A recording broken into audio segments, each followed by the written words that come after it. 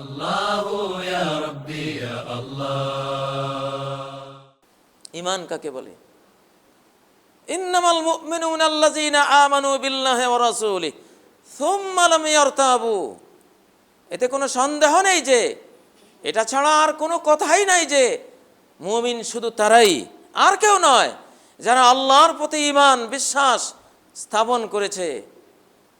এমন ঈমান, এমন দৃঢ় আস্থা, যে ঈমানের কারণে আল্লাহর শাস্তি থেকে সে নিরাপদ হয়ে গেছে।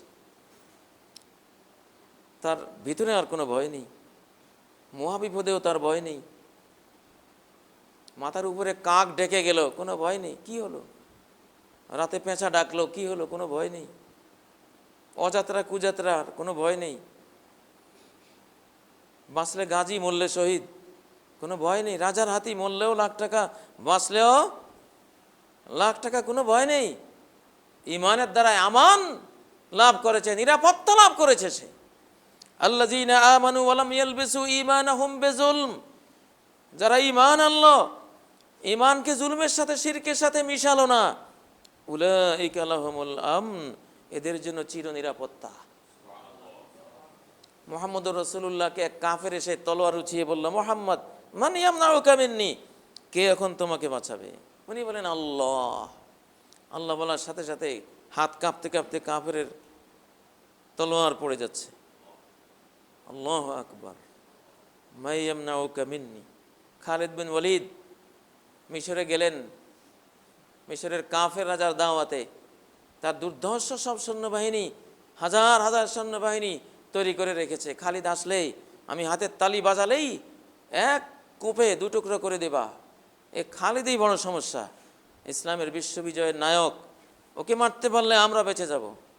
রাজার পাশে বসা খালিদ, রাজা যখন তালি বাজালেন, উন্মুক্ত তলোয়ার নিয়ে ছুটে আসে চতুর্দিক থেকে সৈনিক। খালিদ গপ করে রাজার কলা চেপে তলোয়ার দিয়ে বলেন, এক্ষুনি ফেলে দেব তোমাকে। তোমার সৈনিক তো 10 কদম হেঁটে এসে আমাকে মারবে, আর আমি মারবো এক্ষুনি তোমাকে। কি দুঃসাহস! পরে খালিদের তাৎক্ষণিক তার ইমানদারের প্রতিক্রিয়া দেখে রাজা মাপ চাইলেন, যে থাক, মেরো না। ওদেরকে বিরত করলো। এটা হলো ঈমান। একজন ঈমানদার ঈমানের দুর্গে বসে নিরাপদ, তার কোনো ভয় নেই।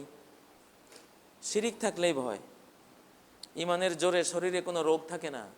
ঈমানের জোরে, এই চেতনার জোরে কোনো হাই প্রেশার থাকবে না, ব্লাড প্রেশার থাকবে না, ক্যান্সার থাকবে না, আলসার থাকবে না। 50% রোগ ভালো হয়ে যাবে শুধু লা ইলাহা ইল্লাল্লাহর তোড়ে, লা ইলাহা ইল্লাল্লাহর জোরে, ঈমানের জোরে। কারণ ঈমান নিরাপত্তার নাম। এটা রোগ থেকে নিরাপত্তা দেবে, দৈহিক রোগ থেকে নিরাপত্তা দেবে, মনোরোগ থেকে নিরাপত্তা দেবে, পরিবারের অশান্তির রোগ থেকে নিরাপত্তা দেবে, সামাজিক বিশৃঙ্খলার ব্যাধি থেকে সমাজকে নিরাপত্তা দেবে, রাষ্ট্রীয় বিশৃঙ্খলার ব্যাধি থেকে রাষ্ট্রকে নিরাপত্তা দেবে, বৈশ্বিক হানাহানি খুনাখুনির বিশৃঙ্খলার রোগ থেকে বিশ্বকে নিরাপত্তা দেবে, কবরবাসীকে কবরের আযাব থেকে নিরাপত্তা দেবে, হাসরবাসীকে হাসরের মহাবিপর্যয় থেকে নিরাপত্তা দেবে, অনন্তকালের অভিযাত্রীকে জাহান্নামের আগুন থেকে নিরাপত্তা দেবে। এরই নাম তো ঈমান, নিরাপত্তার বর্ম। আল্লাযীনা আমানু ওয়া লাম ইয়ালবিসু ঈমানাহুম বিযুলম। যারা ঈমান আনলো, ঈমানের সাথে জুলুমকে মিশালো না, তাদের জন্য নিরাপত্তা। ওয়া হুম মুহতাদুন, এরাই হেদায়েত প্রাপ্ত। আল্লাহ তো বলেছেন সূরা আল হুজুরাতের 15 নম্বর আয়াত, যারা আল্লাহর প্রতি ঈমান আনলো, রাসূলের প্রতি ঈমান আনলো, সুম্মা লাম ইয়ারতাবু, এরপরে আর কোনো সন্দেহ করলো না। এরপরে আর কোনো সন্দেহ নেই। আনডাউট বিলিভ, সন্দেহ মুক্ত ঈমান। এমন ঈমান নয় যে খতিবের ওয়াজ শুনে 5 দিন 7 দিন একটু সালাত পড়লাম, 7 দিন পরে এক নাস্তিকের সাথে দেখা, কিরে মৌলবাদী হয়ে গেছিস, কি খবর তোর? ওনার ঈমানটা টলে গেল। মোল্লা মৌলবীরা কিসের ঈমানের কথা বলে? তুই কি হলি? এতদিন স্মার্ট ছিলি, মনে করতাম তুই একটা কিছু নেতা ইত্যাদি হবি, একজন বিজ্ঞানী হবে, কি হলো তোর? ইমান টলে গেল। এটার নাম ইমান নয়। ইমান হলো সারা পৃথিবী যদি নাস্তিক হয়ে যায়, আমি একা ইমানদার থাকবো। ফাকাতিল ফি সাবিলিল্লাহি লা তুকাল্লাফু ইল্লা নাফসাক। তুমি একা যুদ্ধ করো আল্লাহর পথে, শুধু তোমাকেই বলছি, সাথে কেউ নেই, কিছু যায় আসে না, একা মুহাম্মদ, একা চলো। লা তুকাল্লাফু ইল্লা নাফসাক, শুধু তোমাকেই বলছি। সারা পৃথিবীর সবাই যদি বেঈমান হয়ে যায়, তারপরেও আমি আল্লাহকে দেখতে পেয়েছি আমার হৃদয় চক্ষু দিয়ে, আমার চর্মচক্ষু দিয়ে তার অসংখ্য আয়াত দেখতে পেয়েছি। কুল আমানতু বিল্লাহ লা তুশরিক বিল্লাহ ওয়া ইন কুতিলতাও হুররিকতা। তুমি পত্তলিক হইও না, বেঈমান হইও না। তোমাকে টুকরো টুকরো করে হত্যা করা হলেও, তোমাকে আগুনে পুড়িয়ে মারা হলেও আগুনের ভিতরে লা ইলাহা ইল্লাল্লাহ বলবা। এটার নাম ঈমান। আর কিছু বুঝি টুজি না, কিসের দলিল প্রমাণ? বলছি তো বলছি লা ইলাহা ইল্লাল্লাহ, জীবন যাকার থাক, আছি এই রাস্তায়, মরলে মরছি, একটা না একটা বিশ্বাস করিতে মরতে হবে। তুই যদি তুলসী গাছ বিশ্বাস করে মরতে পারিস, আমি কি আল্লাহকে বিশ্বাস করে মরতে পারি না? এর নাম ঈমান। সুম্মা লাম ইয়ারতাবু, পরকালের বিশ্বাস। অবিল আখিরাতি হুম ইউকিনুন, পরকালকে এমন বিশ্বাস করে, বিশ্বাসে কোনো টল নেই, নড়াছড়া নেই। হিমালয়ের চেয়েও আরো মজবুত। রোমানদের এক যুদ্ধে আব্দুল্লাহ ইবনে হুযাফা আস-সাহামীকে বলা হলো, রোমের বাদশা বললেন, আমার কন্যা তোমার কাছে বিয়ে দেব যদি ইসলাম ত্যাগ করো, রোমান সাম্রাজ্যের অর্ধেক দিয়ে দেব, আমার পাশে তোমাকেও রাজা বানিয়ে দেব যদি রাজি হও। আর যদি রাজি না হও, ওই যে তেলের কড়াই, বিশাল বিশাল কড়াই রয়েছে, উথলাচ্ছে দুরন্ত বেগে, ওখানে ফেলে দেব, মুহূর্তে ভুনা হয়ে যাবা। উনি মানলেন না। ওনার সামনে দুই সৈনিককে ওই ফুটন্ত কড়াইয়ের মধ্যে ফেলে চক্ষের পলকে হাড্ডি থেকে গোস্ত আলগা করে হত্যা করা হলো। আব্দুল্লাহ চোখের পানি দিয়ে বুক ভাসাচ্ছেন। বাদশার গোয়েন্দারা বলল, মনে হয় এদের সেনাধ্যক্ষ আব্দুল্লাহর ভেতরে ভাবান্তর হয়েছে, আপনার প্রস্তাব হয়তো মানতে পারে, চোখের পানি গড়িয়ে পড়ছে কেন? বাদশা ডাকলেন এই আশায়, হয়তোবা এখন আব্দুল্লাহ আমার প্রস্তাবে রাজি হবে। কি আব্দুল্লাহ, জীবন বাঁচাবার জন্য কোনো কিছু ভেবেছো? বলে, হ্যাঁ ভেবেছি। কি ভেবেছো? চোখের পানি পড়ছে কেন?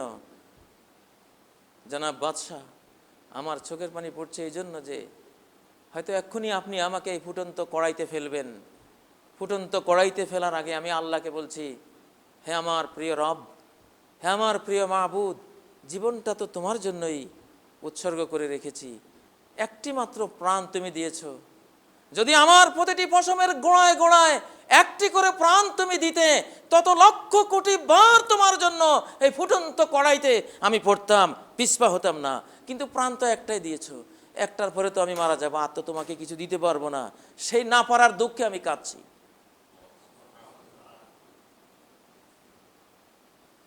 তখন রোমের বাদশা বলল, মুহাম্মদের শিষ্যদের মতো শিষ্য তো আর দেখি নাই পৃথিবীতে, একে মেরে লাভ নেই।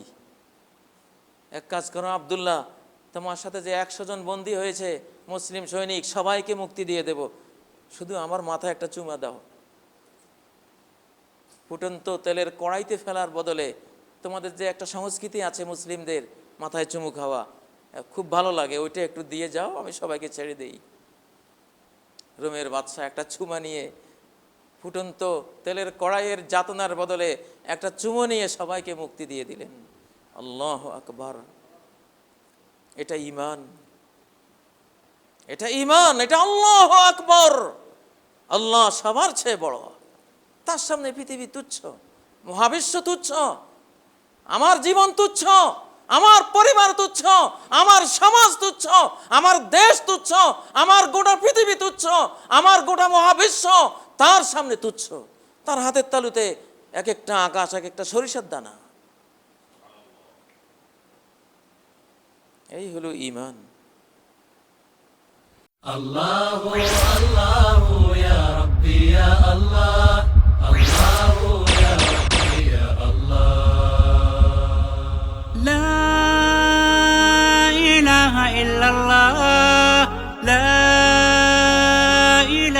ইল্লাল্লাহ লা ইলাহা ইল্লাল্লাহ মুহাম্মাদুর রাসূলুল্লাহ মুহাম্মদ